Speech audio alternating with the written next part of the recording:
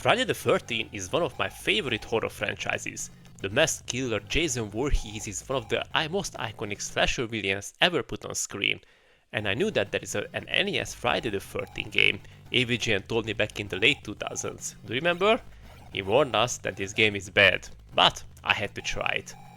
But before I ventured into Camp Crystal Lake, I made the necessary preparations. First of all, I read the surprisingly detailed manual, which I will show you later. I took some deep breaths to improve my patience, and finally grabbed the controller and I was ready for blood, scares, and maybe a little nostalgia. But what I found instead was one of the most infamous, frustrating and joyless games I ever played. I tried, I really did, but this game is just not work for me. The frustration and the difficulty factor is way higher than the fun the game gives. But it's a shame, as the game is much more detailed than you would think, and it had everything which needed for a great game. Sunset over Crystal Lake, exploring the surrounding woods and caves, gather better weapons and fighting Jason while protect the kids.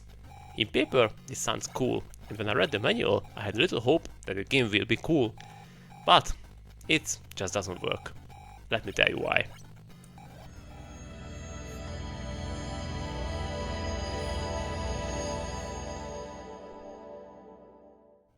Released for 1988 for the NES by LGN, a publisher notorious for pumping out licensed games, Friday the 13th dropped right in the middle of the series' golden age. By then, the movies had already built up Jason as a pop culture monster, but the game, let's just say, didn't exactly capture that spirit. It does not make much sense, but I tried to place the game in the timeline of the movies. As the game had been released in 1988, the same year as the 7th movie, The New Blood, came out, there is a wide time frame where we can place this game into. We can rule out the first two movies, as everyone knows why the game could not be in the same time as the first movie. In the second movie, Jason does not have his iconic mask yet, therefore, from the third movie upwards, it can be anywhere. I personally would put this game in the same time as the 7th movie, as that is the only one when we see an actual camp where kids are camping. Friday the 13th fans, correct me if I'm wrong. To my surprise, the manual is actually cool. Let me show you a few pages from it. Let's start with a quite atmospheric introduction. This was where I started to get my hopes up, and this game will be good. It's a pretty typical summer at Crystal Lake. There's a group of happy children staying in the camp. You and your 6 camp counselor friends are enjoying the lake and the wilderness. Oh yeah, we all know what else they are doing, right? Having a lot of nice cold beers. What? What did you expect me to say? Bang each other day and night? Yeah, but that is so obvious I don't even have to mention it. You can also see the camp counselors and their names, which doesn't make much sense, as there is nothing else of information available regarding them. Despite each of them has different abilities, like some of them are faster, some of them are stronger. Spoiler alert, there is only 2 of them which are useful, Mark and Chrissy. The rest of them are completely useless. Anyway, let's talk about the game. As I mentioned, you play as 6 camp counselors trying to protect kids and themselves from Jason, who makes its way around Camp Crystal Lake and attacks. The concept sounds cool. Explore Camp Crystal Lake, light fireplaces, switch between characters, get better weapons, and fight off Jason whenever he shows up. You got 3 days to prepare while protecting the kids. Sounds good, right? But in practice, it's a mess. The controls are stiff, enemies like zombies, wolves and birds come at you constantly, and Jason himself pops out of nowhere, wearing a bright purple jumpsuit that makes him look more like he belongs in Barney and Friends than a horror movie. I don't even know what the developers were thinking. I know that the NES is not a powerhouse, but it can produce 56 colors at the same time on the screen. So a black, dark grey or brown or hell even dark green clothing would be much more better for Jason. The game manual does its best to help. It actually gives strategies, maps and tips, but even with all that preparation, it doesn't change the fact that the gameplay is just relentless and not fun. Most of the time you are wandering the camp, trying not to get lost in the repetitive side-scrolling actions while Jason shows up to wreck your day. The fights with him aren't scary, they're just annoying. My problem is where the movies thrive on atmosphere, tension and brutal creativity, the game strips all of that away. It's repetitive, confusing and punishing without reward. Instead of fear, you just feel irritation. Instead of suspense, you get endless zombie response. In short, it's the exact opposite of what makes the movies fun. I know that an NES game cannot be really scary, I not expected that. I expected some cool little bit creepy atmosphere, but the constant battles are kill the mood and that I not felt that I'm making any progress at all. I kept fighting, lighting fireplaces, got better gear, but the main problem is that you cannot really focus on your tasks as you're constantly in combat. The Jason alarm is constantly going off, meaning that you have to go to save a kid on the other side of the map, which brings you the next problem. I know that AVGN mentioned that if you go right on the screen, your character moves to the left on the map. This is truly a what the fuck thing, but what makes it even worse is that sometimes when you are on the other rim of the map, it is the opposite. If this is not true confusion, I don't know what it is. And the forest. Oh my god, you need to go to the forest to gear up on potions and weapons. However, these are appearing on the camp screens too.